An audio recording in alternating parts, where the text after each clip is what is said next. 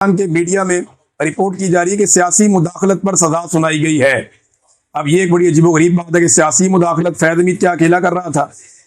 बहुत सारे लोग जो हैं उनको फैज हमीद ने बहुत सपोर्ट किया है, बड़ी उनकी मदद की है। फजलुर रहमान साहब का स्टेटमेंट है, शाहिद खकान अब्बासी साहब से आप पूछ सकते हैं, उनको हकायक पता है। और बहुत सारे PMLN के लोग हैं वो खुद बताते रहे हैं, जावेद लतीफ बताते रहे हैं, और बहुत सारे लोग फैज हमीद ने इमरान खान साहब की हुकूमत खत्म करने में किरदार अदा किया। जनरल बाजवा ने इमरान खान साहब की हुकूमत खत्म की और उसके बाद हमारी हुकूमत बनवाई भी उन्होंने, और उन्होंने हमारी हुकूमत बनवा कर दी, वो कहते रहे हैं। तो सियासी जो मुदाखलत है वो अकेला फैज हमीद तो नहीं कर रहा था। उसके अंदर अगर वो सियासी मुदाखलत कर रहा था तो अकेला तो भाग भाग के नहीं जाता था कभी इधर कभी उधर, वो अपने बंदों से काम ले रहा था ना। जो इदारे के अंदर उसके सबॉर्डिनेट से उनसे काम ले रहा था, वो सारे किधर हैं? उनसे कौन पूछेगा कि तुमने गलत काम क्यों किया? और जो उसके ऊपर थे जनरल फैज के, जनरल बाजवा वगैरह, उनसे कौन पूछेगा कि तुम लोगों ने भाई ये सारा काम मिलजुल कर किया या अलग अलग किया? तो अब आहिस्ता आहिस्ता बयानिए से ये पीछे हटेंगे। मैं आपको बताता हूँ कैसे। एक चौथी चीज जो रिपोर्ट की जा रही है पाकिस्तान के मीडिया पे, वो ये रिपोर्ट किया जा रहा है कि 9 मई भी इसके अंदर शामिल है। तो क्या 9 मई वाकई इसके अंदर शामिल है? तो मैं आपको इस बारे में खबर दे देता हूं कि 9 मई के हवाले से इस पूरे केस में कोई एक जुमला भी नहीं बोला गया। इस पूरे केस में 9 मई के हवाले से किसी किस्म की कोई बात नहीं की गई। 9 मई इसका हिस्सा नहीं था। पहले यह दावा किया गया कि 9 मई में हो गया जनरल फैज को, लेकिन बाद में पता चला कि 9 मई इसका हिस्सा नहीं है। और अब लोग कह रहे हैं जी कल को दोबारा सुना जाएगा, 9 मई का केस दोबारा आएगा। तो 9 मई के केस में जनरल फैज को ट्रायल नहीं किया गया। 9 मई के केस में ही इमरान खान को जोड़ने की बात की जा रही, तो कैसे जोड़ेंगे? फिर एक और बात लिखी गई कि इमरान खान अब इस केस में फंसेगा। तो इमरान खान कैसे फंसेगा? इमरान खान अभी तक नहीं फंसा तो ये एक जर्नैल की वजह से फंस जाएगा। हाजिर ड्यूटी जर्नैल इमरान खान का कुछ नहीं बिगाड़ सके तो एक रिटायर्ड जर्नैल इमरान खान को फंसा देगा? How is it possible? ये पॉसिबल नहीं है, मुमकिन नहीं है, ऐसा हो नहीं सकता कि ये बड़े आराम से कह दे कि इमरान खान भी इस मामले में फंस जाएगा। इमरान खान ने बहुत सारे जर्नैलों के साथ काम किया, जिनमें जनरल फैज हमीद भी एक जर्नैल था। तो ऐसे नहीं मुमकिन कि जनरल फैज हमीद के कोई एक स्टेटमेंट की वजह से या किसी एक सजा की वजह से इमरान खान बीच में फंस जाए। अभी तक जो 4 इल्जाम आते हैं ना, उनको जरा आप समझिए। उसमें पहला यह है कि सियासी सरगर्मियों में मुलव्विस होना, ये इल्जाम है, लेकिन इसकी कोई तफसील ही नहीं है हमारे पास। इसके अंदर एक भी गवाह नहीं सुना गया।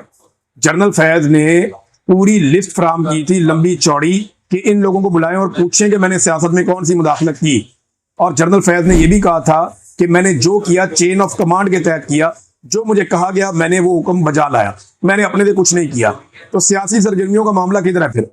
दूसरा, ऑफिशियल सीक्रेट एक्ट की खिलाफ वर्जी। देखिए, असल में तो जनरल फैज को जो सजा होनी चाहिए थी वो सियासत में मुदाखलत पे होनी चाहिए थी। एक इंतहाई घटिया सियासत में मुदाखलत करने का जनरल फैज का किरदार था। देखिए, जनरल फैज आता कब है? जनरल फैज आता है 2019 में जून में, और अगस्त के अंदर नवाज शरीफ की डील शुरू हो जाती है।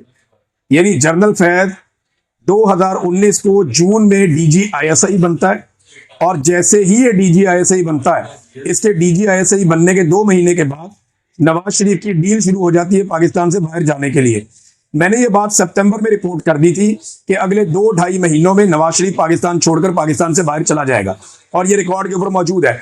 और फिर नवंबर में जनरल फैज हमीद ने ये डील मुकम्मल करवाई और नवाज शरीफ को बीमारी के बहाने पाकिस्तान से बाहर निकाला। इसके अंदर जनरल फैज हमीद का काम था।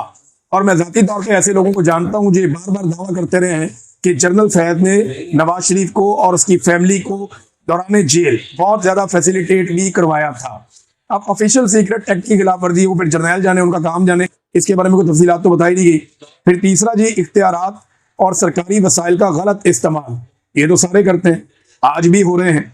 नंबर 4, मुतल्लिका अफराद को नाजायज नुकसान पहुंचाना। अच्छा, अगर आप इन इल्जामात को देखें ना, तो ये सिर्फ इल्जामात है, इनकी तफसीलात नहीं दी गई। किसको नुकसान पहुंचाया, सियासत में कौन सी मुदाखलत की, कौन सा इलेक्शन चोरी किया, किस सियासतदान को अंदर डाला, किस सियासतदान को बाहर निकाला, किस सियासतदान की डील करवाई, किस सियासतदान को नैब से पकड़वाया, किस सियासतदान के ऊपर कौन सा केस बनवाया, इसकी कोई तफसीलात नहीं है। कोई वजूहात नहीं बताई गई कि इसकी डिटेल क्या है।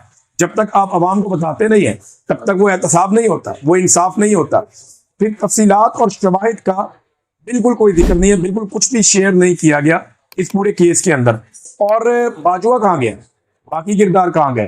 पूरा पाकिस्तान बार बार ये सवाल पूछ रहा है। सिर्फ एक आखिरी लाइन एक डाल दी गई है, ISPR की जो एक रिलीज आई उसमें एक आखिरी लाइन डाली गई है। वो लाइन क्या कह रही है? वो लाइन कह रही है कि सियासी अदम इस्तेहकाम और मजमूम सरगर्मियों में मुलव्वस होने के दीगर मामला अलग से देखे जा रहे हैं। यानी अब वहां पे तो कुछ अभी तक नहीं मिला, ये जो चीजें मिली हैं ये भी नामुकम्मल है।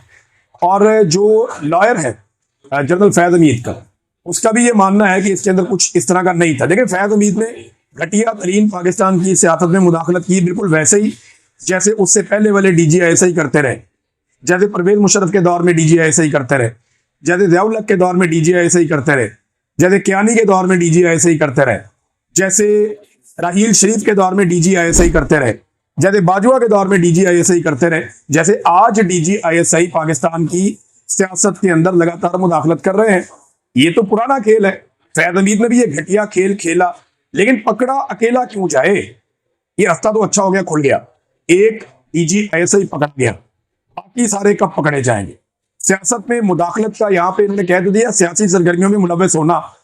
अगर फौज को इतना ही ख्याल है ना, या मिलिट्री एस्टेब्लिशमेंट को, या आसिम मुनीर साहब को जो इसका क्रेडिट ले रहे हैं, तो सियासी सरगर्मियों में मुलव्वस होने पर फैज हमीद के अलावा जनरल परवेज मुशर्रफ को सजा दी जाए, जनरल ज़ियाउल हक को सजा दी जाए, जनरल याया को सजा दी जाए, और जनरल अयूब खान को भी सजा दी जाए। इनकी कब्रों के ट्रायल किए जाए और इनका ट्रायल करके इनकी कब्रों को सजाएं दी जाए। वहां पे उनसे सारे खिताबात वापस लिए जाएं, उनसे सारे एजाजात वापस लिए जाएं, इनकी कब्रों के ऊपर जाके जंजीरें डाली जाएं, ताकि दुनिया को पता चले कि मरने के बाद भी डिक्टेटर का एहतसाब हो सकता है अगर वो अपनी हदूद से तजावज करे, आइन को तोड़े, आइन से गद्दारी करे, अपने हलफ की खिलाफ वर्जी करे और सियासी मामलात में मुदाखलत करे तो। लेकिन ये मुझे जो बताए मामला लगता है ना, वो ये लगता है कि एक दो जर्नलों की लड़ाई का मामला है। जनरल फैज हमीद बेनिफिशियरी थे और जनरल आसिम मुनीर जो है वो विक्टिम थे।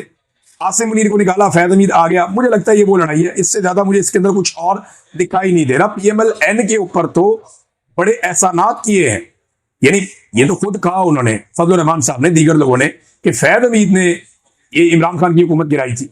उन्होंने खुद कहा, और बहुत सारे लोग भी इस तरह की बातें करते रहते हैं। तो ये जब आप बातें सुनते हैं, ये PMLN के अपने लोग बार बार ये कहते हैं कि बड़े एहसानात किए फैज हमीद ने, और फैज हमीद से खुफिया मुलाकातें भी PMLN के लोग करते रहे हैं। ये सारी चीजें हम जानते हैं, सारी चीजें खबरों में आ चुकी हैं। तो फैज हमीद को फिक्स करना काफी नहीं है। अगर फौज ये साबित करना चाहती है कि वो सियासत में किरदार अदा नहीं कर रही, तो पहले रोजे अव्वल से लेकर अब तक जिस जिसने किया है सबके खिलाफ कार्रवाई करे। अदरवाइज इसको एक इंतकामी कार्रवाई समझा जाएगा, और क्या समझा जाएगा। अगले वीलॉग में आपको बताऊंगा। अब तक के लिए इतनी, अपना ख्याल रखिएगा, अपने चैनल का भी। अल्लाह हाफिज़।